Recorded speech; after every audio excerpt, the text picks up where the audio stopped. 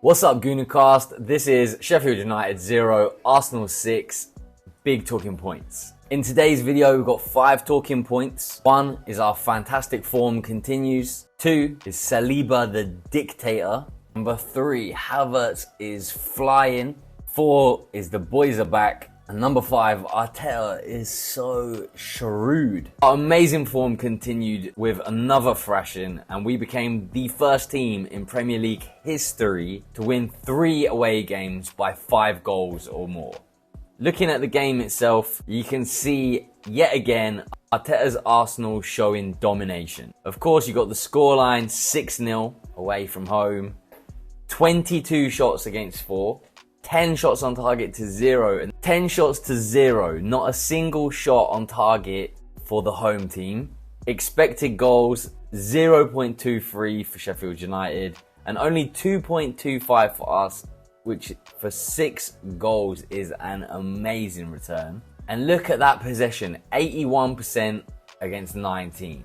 Arteta said he wants dominance and he's getting it. Pause. Quick look at the match momentum graphic, and Sheffield United have barely registered on that. It measures the team's passes into the final third. You can barely even see the red, which represents Sheffield United, obviously. That run of form we're on is unbelievable to see. 5-0, 2-1, 3-1, 6-0, 5-0, 4-1 and 6-0.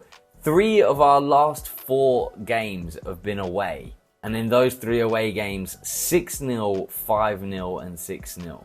These teams might be the whipping boys, but nobody else is whipping. Pause again.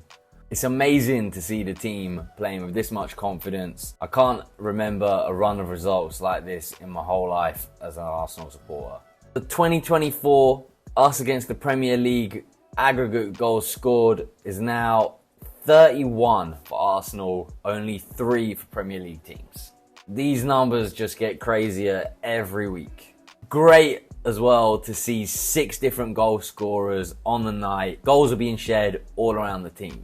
Our fantastic 4 got the first 4. Declan Rice got the goal that his amazing attacking performance deserved.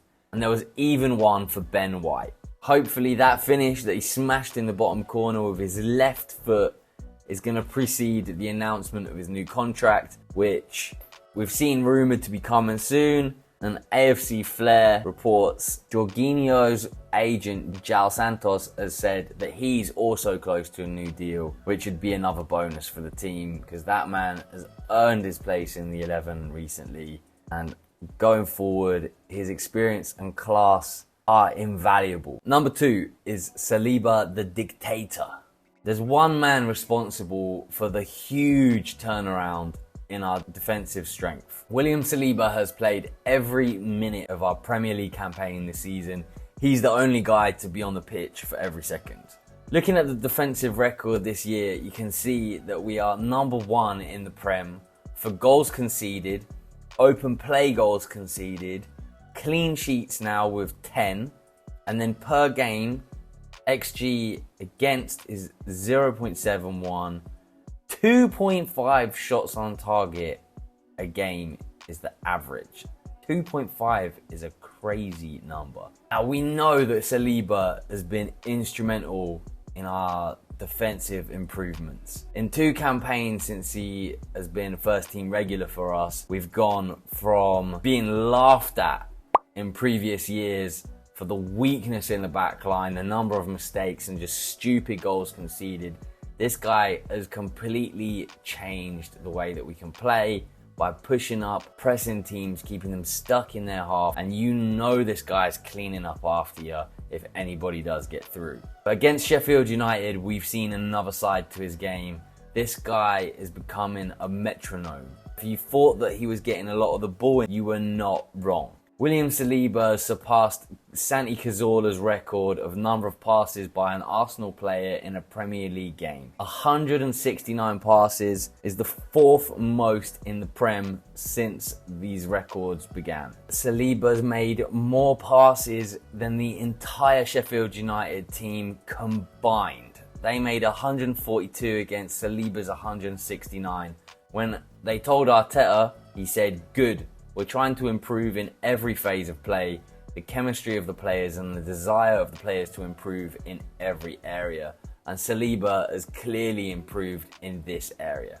He's trusted to bring the ball out from the back every time now, and that is an insane number of passes, even for a centre-back. Number 3, Kai Havertz is flying. Just before halftime, you might remember seeing Gabriel Jesus sitting on the sideline, looking a bit glum. The reason for that expression on Jesus' face is because Kai Havertz had just made it 4 and scored his 3rd goal in 3 games for us. As Shay from Arsenal Gram put, that performance was solid. It's his position to lose, it definitely is. It's become impossible to drop him, and I agree. The way that he's been linking the play in these recent games has been really positive. He's brought that attack together, but now finally he's showing some responsibility and desire to finish moves off himself and the quality to do it. A few of his highlights from the game: in the 5th minute for the Odegaard goal, that dummy to leave the ball for Odegaard to fire in from 6 yards showed his awareness. His goal,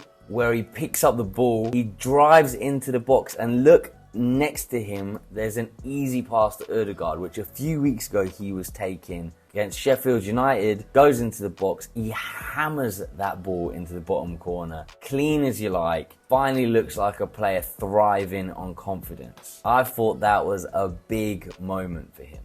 But my favourite moment from the game was leading up to the Ben White goal to make it 6-0. This was class. So Jorginho sends over that beautiful chipped, dipping, curling pass. Havertz running full speed controls that with a Dimitar Berbatov first touch. Next touch is a Bukayo Saka body swivel, drops the shoulder, loses defender, gets his head up as he does so well, lays that ball off so nice that Ben White can smash that into the bottom corner with his left foot.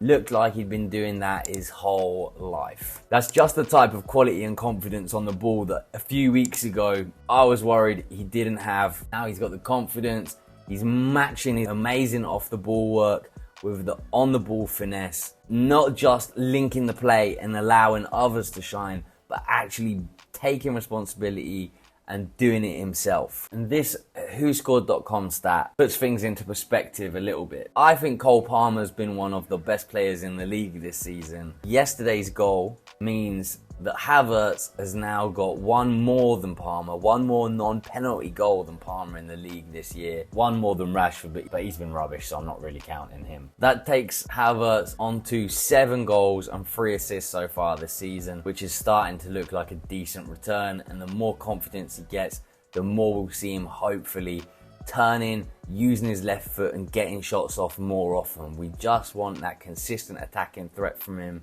more of the time, because everything else he's doing is near enough perfect for the team.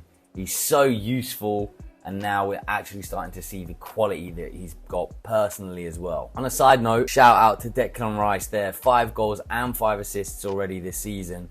Not only is every week he putting in these incredible defensive and, well, all-round performances, but now he's putting up numbers that are matching some of the top attacking Premier League players. Just love seeing this guy in an Arsenal shirt, man. Number 4 is the boys are back, starting with Jurriën Timber, then Zinchenko, Partey and Tomiyasu. That is a squad we've got coming back. Those lot are expected to be fit by the end of the month. And I think the really interesting thing is, look at those names, look at the quality of player that we've got coming back there. Like Zinchenko, starting fullback. Partey, we were reliant on him last season. Tomiyasu's a huge player for us, and Jurriën Timber, we've waited all year for him to get fit again.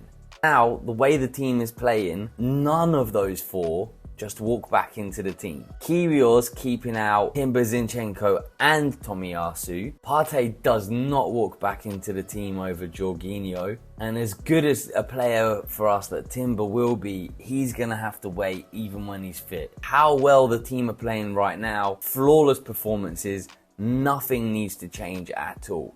We've got City in a few games, couldn't be playing any better. But when they are back, wow, what a squad we've got. Strength in depth all over the place, and just an amazing time to have this level of quality returning for the running. As post-match interview revealed as much, When quizzed about Partey's return, like everybody, you need to have the right to earn the minutes. That shows he's not just going to put these boys back in. Number 5 is Arteta so shrewd. Thinking about how strong that squad is now with the injured players returning, saw this graphic from transfermarket.com. Mikel Arteta's the last 10 signings. How many of these have been a success? From that last 10, you can safely say all of them, except Vieira, have been a success. Raya is undisputed number 1 now, showing that quality on the ball, command of his area, claiming those crosses and amazing distribution. Nothing else needs to be said about Declan Rice. Timber will change the way this team plays. Havertz is finally shining. Jorginho is a snip at 12 million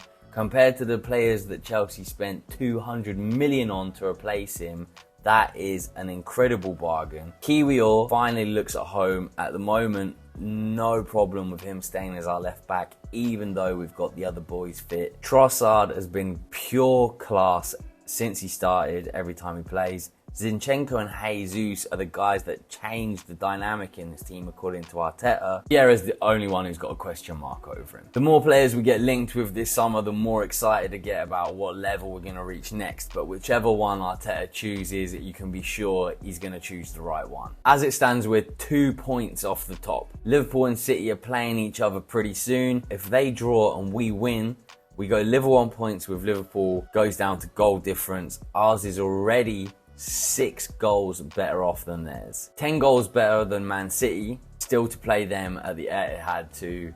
It's definitely going to go down to the wire. Hope we can keep this up just until we get to the Etihad. Go there on this flying form, full of confidence. Give these guys a real game. Julian Timber's back on the training pitch in full contact first team training. If you want more GoonerCast, check out this video about my theory on why Timber gives our midfield a whole new dynamic that can take us up maybe even yet another level.